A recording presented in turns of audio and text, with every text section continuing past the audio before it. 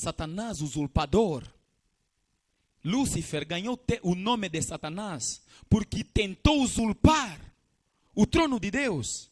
Então, aquele que tem o desejo de usurpar é exatamente Satanás. Significa que hoje temos na igreja adoradores diabos. É isso que o texto está a dizer. Que sobrevirão tempos difíceis, porque você, como líder, vai lidar com adoradores diabos, cantores diabos, pregadores diabos. É o que o texto está a dizer. Mas o que acontece? Ele depois continua dizendo assim: tendo aparência de piedade, mas negando o poder dela.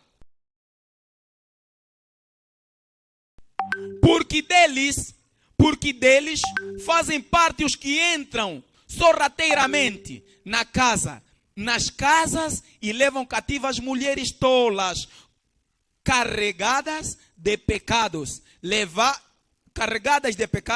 levadas por várias concupiscências, que sempre aprendem e nunca são capazes de chegar ao conhecimento da verdade.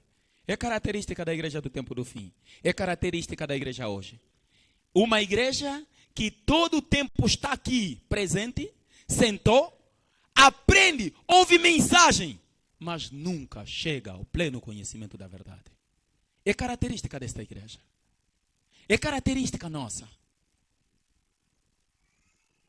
Se você quer fazer uma análise, veja só quantas canções, quantos hinos você ouviu sobre a advertência de tua vida. Quantas pregações você ouviu. Quantas vezes você ouviu alertas que até hoje continuas, nem estás nem ali. Está escrito. É característica do tempo do fim. Isso é mais um sinal de que o tempo está no fim. Alguém te acusou? É sinal, dá glória a Deus, porque afinal de contas está aí no tempo do fim, mano.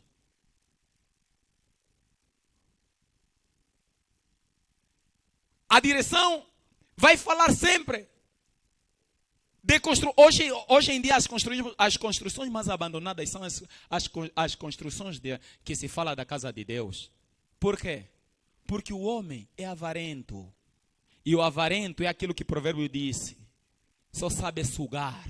Ela tem 2 filhos. Dá e dá. São gêmeos. Tem os nomes iguais. Dá e dá. Quando é para falar, toma, lhe dói. É essa a característica da igreja do tempo do fim.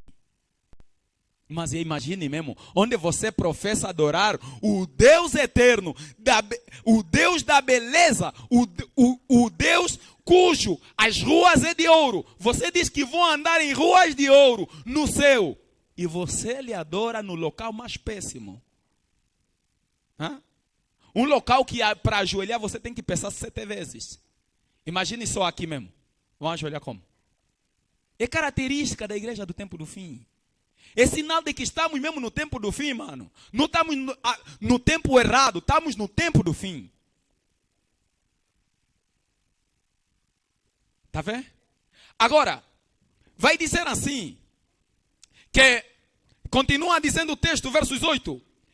E como Janes e Jambres resistiram a Moisés, assim também esses resistem à verdade, sendo homens de mentes corruptas, repróbrio quanto à fé.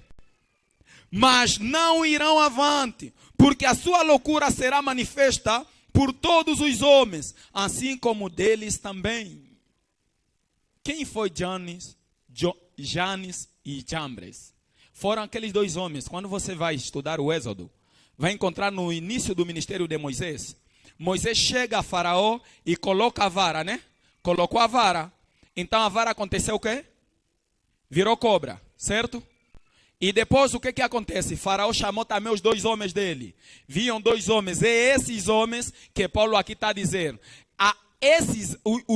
Quer dizer, a característica daquele povo que Paulo falou no princípio, aqui no versículo 8, vai dizer, esses homens são como esses dois homens, aqueles dois homens que resistiram a Moisés.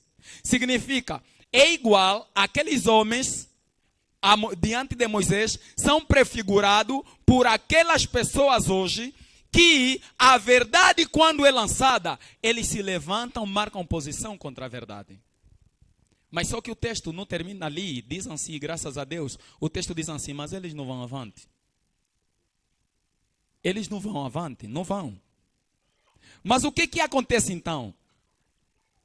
Para saber a necessidade de mudar, para haver arrependimento, na verdade, eu tenho que conhecer em que condição eu me encontro. Essa é nossa condição. Mas qual é o plano de Deus afinal?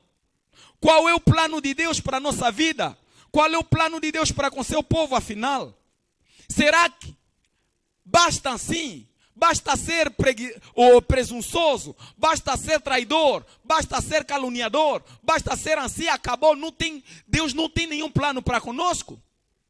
Mas o Senhor nos mostra, por favor, livro de Romanos 12, texto muito conhecido.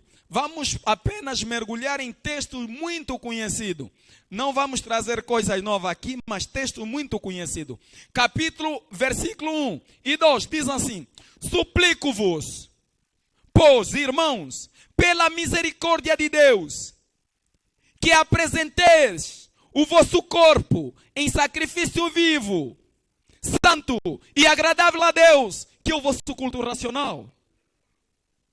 Esse texto está dizendo assim, Paulo está a rogar, diz que rogo-vos, pois, irmãos, suplico, imploro a vós, irmãos, que o vosso corpo seja apresentado como um sacrifício vivo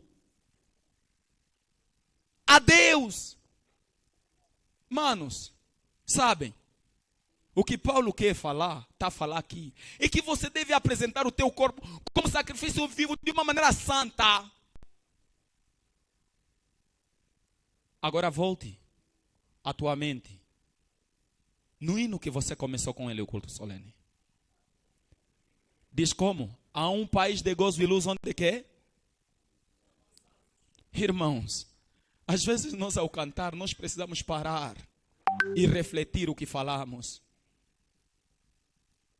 Às vezes, ao cantar, é necessário parar e refletir o que cantamos.